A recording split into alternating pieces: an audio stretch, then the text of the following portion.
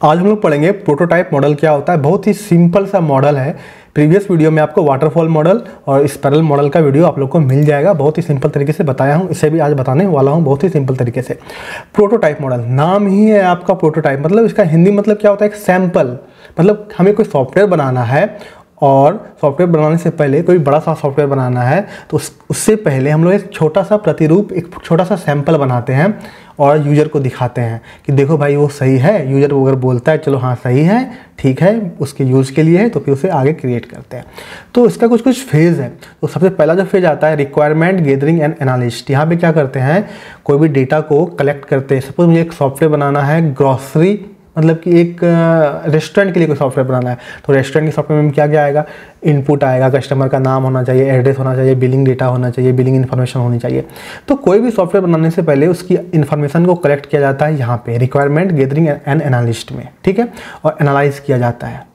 उसके बाद quick decision, मतलब कि एक क्विक डिसीजन लोगे कि हाँ भाई सारा जो इन्फॉर्मेशन कलेक्ट हो गया, फिर आगे हमें सॉफ्टवेयर बनाना है क्या नहीं, किस मेथड से बनाना है, क्या करना है, ठीक है।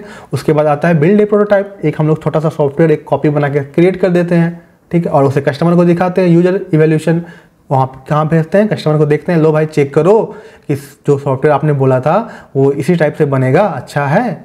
यूजर अगर बोल देता है हाँ अच्छा है, तो फिर वो सॉफ्टवेयर बनना तैयार हो जाता है। फिर डिज़ाइन में जाता है, डिज़ाइन में हम लोग डिज़ाइन करते हैं, इम्प्लीमेंट, उसे लागू करते हैं, ठीक है। जब सॉफ्टवेयर बन जाता है फिर उसे टेस्ट करते हैं, टेस्टिंग करने के बाद फिर वो मेंटेनेंस फेज में चला जाता है। बट अगर यूजर ने बोल दिया कि सॉफ्टवेयर उसे नहीं चाहिए, पसंद नहीं है, तो वो फिर क्या होता है, कस्टमर सजेशन एंड रिफाइन, मतलब वो फिर से रिफाइन होती है, वो फिर से उसे रिफाइन होती है, फिर वो जाएगा और फिर से वो बन के आएगा, ठीक है। मैं इसे थोड़ा सा छोटा कर देता हूँ। तो ये था आपका प्रोटोटाइप मॉडल। बहुत ही सिंपल सा मॉडल है, लेकिन यहाँ पे भी रिस्क कवर हो सकती है। प्रोटोटाइप मॉडल में भी रिस्क कवर हो सकती नहीं, होती है। तो वाटरफॉल मॉडल में आपका रिस्क मतलब कि कवर नहीं होता था, यहाँ पे होता है। इससे अच्छा है आपका स्पाइरल मॉडल। इसमें जो कमियां थी उसको दूर करके स्पाइरल मॉडल में ठीक किया गया। तो मैं फिर से बोलता हूँ, बहुत सिंपल सा मॉडल है। डेटा को कलेक्ट करोगे, उसके बाद फिर डिसीजन में जाएगा, डिसीजन के बाद फिर आपका छोटा सा सॉफ्टवेयर एक कॉपी बनेगा, प्रतिरूप बनेगा, सैंपल बनेगा, सैंपल होने के बाद फिर यूजर के पास जाएगा, लो भैया आप चेक करो सही है क्या नहीं। यूजर बोलता है कि हाँ सही है, तो फिर सॉफ्टवेयर बनकर तैयार हो जाती है। अगर नहीं बोलता है फिर से वो रिफाइन होती है, ठीक है, वो फिर से रिफाइन होती है। तो इसका कुछ एडवांटेज है और डिसएडवांटेज है प्रोटोटाइप मॉडल का। एडवांटेज क्या है, रिस्क को रिड्यूस तो करता ही है, ठीक है। गुड वेयर द रिक्वायरमेंट, जहाँ जहाँ हमें चेंजिंग होनी है। सपोज ऐसा कोई कस्टमर है जो जिसे पता नहीं है कि इनिशियल में कैसा सॉफ्टवेयर बनाना है, जब उसने बोल दिया कि हाँ ऐसा बना दो, फिर उसने लास्ट में बोला कि अरे मुझे कुछ चेंजेस करनी है, तो यहाँ पे चेंज हो जाएगा। ये थोड़ा सा फायदा होता है प्रोटोटाइप मॉडल का। उसकी रिड्यूस मेंटेनेंस कॉस्ट, मेंटेनेंस जब सॉफ्टवेयर बन के तैयार हो जाता है तो मेंटेनेंस कॉस्ट सस्ता पड़ता है। यहाँ पे we can easily detect error यहाँ पे हम इजिली चेक कर सकते हैं प्रोटोटाइप मॉडल में। बट इसका डिसएडवांटेज भी तगड़ा वाला है। डिसएडवांटेज ये है, अगर यूजर को क्लियर नहीं है उसे क्या एग्जैक्ट डलवाना है, क्या एग्जैक्ट सॉफ्टवेयर बनवाना है, तो भाई जो दिमाग खराब कर देगा, मतलब कि यूजर बनाने वाले का। Because it fully depend on customer. Customer पे पूरा डिपेंडेंट होता है कि हाँ भाई कस्टमर फीडबैक देगा, अगर अच्छा देगा तो ही बनाना है, अगर बुरा देता है तो फिर से हमें सॉफ्टवेयर को बनाना पड़ेगा। तो थोड़ा पैनिक हो जाता है, मतलब कि डेवलपर डिजाइनिंग में प्रॉब्लम होता है, आ जाती है। बार बार डिजाइन को चेंज करने के लिए बोलेगा, कोडिंग को चेंज करने के लिए बोलेगा। ये थोड़ी सी इसकी डिसएडवांटेज है। तो टूल्स भी महंगा हो जाता है। जो प्रोटोटाइप हम लोग टूल्स का यूज़ करते हैं बहुत महंगा हो जाता है, बार बार चेंज करने के लिए बोलेगा तो टाइम कंज्यूमिंग है, बहुत ज़्यादा टाइम मतलब कि खर्च होता है।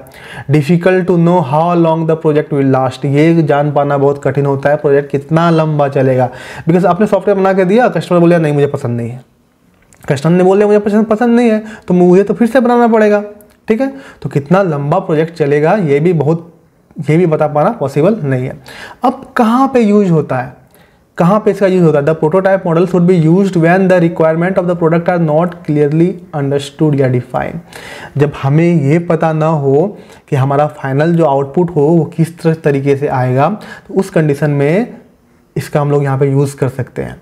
मतलब कि हमें इनिशियल में कोई सॉफ्टवेयर बनाना है, उसकी रिक्वायरमेंट ये है, ठीक है।